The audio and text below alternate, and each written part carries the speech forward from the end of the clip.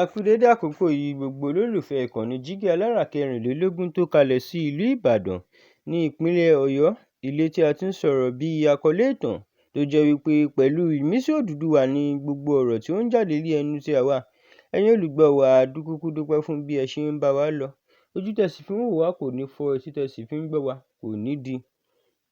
Èmi náà ni ọmọ yín ọ̀rẹ́ yín náà ni oníròyìn yín fún títí òní. Ìròyìn tí mo sì mú wá tọ̀ yín lónìí ni àwọn ọmọ ẹgbẹ́ Scripture Union ni wọ́n jí gbé tí àwọn ajínigbé tún jí gbé.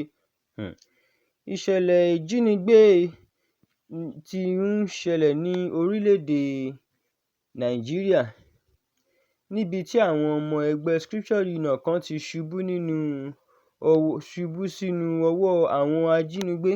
Gẹ́gẹ́ bí ìròyìn ṣe sọ, àwọn ọmọ ẹgbẹ́ náà ń rin ìrìn àjò lọ sí ibi ìpàdé ẹ̀sìn kan nígbà tí àwọn ọkùnrin ológbòdì yìí dá ọkọ̀ wọn dúró lójú ọ̀nà ní agbègbè ààlà tó wà láàrin ìpínlẹ̀ Imo àti Anambra. Àwọn ajínigbé náà ni wọ́n fi agbára mú àwọn ẹni náà lọ sí ibi tí a kò tí mọ̀. Ìṣẹ̀lẹ̀ náà ti mú ìbànújẹ́ àti ìbẹ̀rù bá àwọn ẹbí àti ọ̀rẹ́ àwọn tí wọ́n jí gbé yìí. Lẹ́yìn tí ìròyìn náà tàn káàkiri, àwọn ẹ̀ka ààbò pẹ̀lú ọlọ́pàá bẹ̀rẹ̀ iṣẹ́ àwárí láti mọ ibi tí àwọn olùfaragbá náà wà àti láti rí i dájú pé wọ́n gbà wọ́n lẹ̀ láìpẹ́. Àwọn olórí Scripture Union ti pè fún àdúrà láti ọ̀dọ̀ gbogbo ọmọ ẹgbẹ́ wọn àti àwọn ọmọ Nàìjíríà. Wọ́n sọ pé wọ́n ní ìgbàgbọ́ pé àwọn tí wọ́n jí gbé yìí náà wọ́n padà sí ilé wọn láìsí ìpalára. Ọ̀pọ̀ àwọn aráàlú ti fi ìbànújẹ́ wọn hàn lórí ojú òpó ayélujára. Wọ́n sọ pé ìṣẹ̀lẹ̀ yìí tún fi hàn pé ó ṣe pàtàkì kí ìjọba àti àwọn ẹ̀ka ààbò túbọ̀ mú ìgbésẹ̀ ààbò lé káàkiri orílẹ̀-èdè.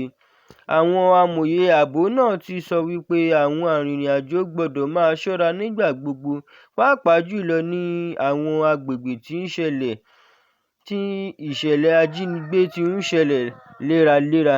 Ní báyìí, àwọn ẹbí àwọn tí wọ́n jí gbé ń retí ìròyìn rere láti ọ̀dọ̀ àwọn agbófinró.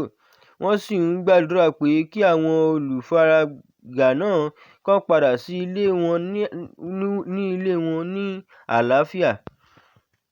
Nígbà tí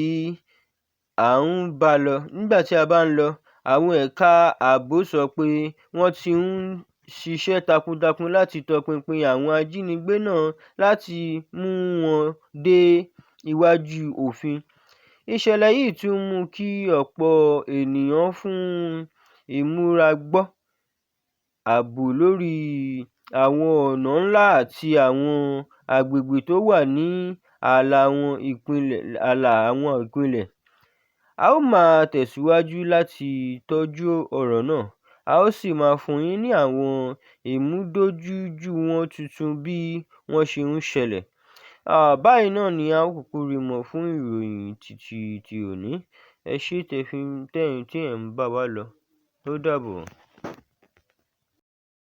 Jígí Alára. Bàbá ló gudu.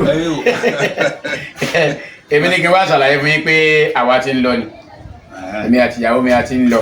Òun ni wá ṣàlàyé fún yín. Ó ti jáde bàtà bàbá mi ni. Bàtà bàbá ẹ̀. A retí láti ìjọ ẹ̀. Ṣé ti pín ogún bàbá yín? Ọ̀rọ̀ pé wọ́n pín ogún bàbá mi kọ́ àní bàtà bàbá mi tó fẹ́ ṣò ní Jígí Alára TV. Ó ti jáde sórí YouTube. Ó ní lọ sọ. Ṣé ní pọ́n ṣe ń gbogbo aláyé?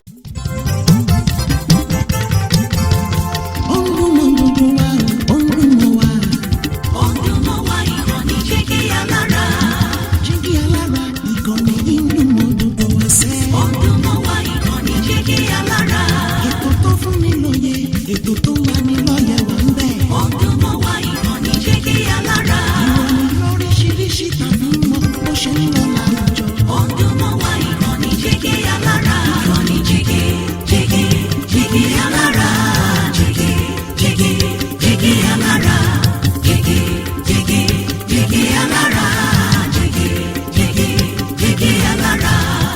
ìkànnì Jígí Alára 24, bàbá gbogbo.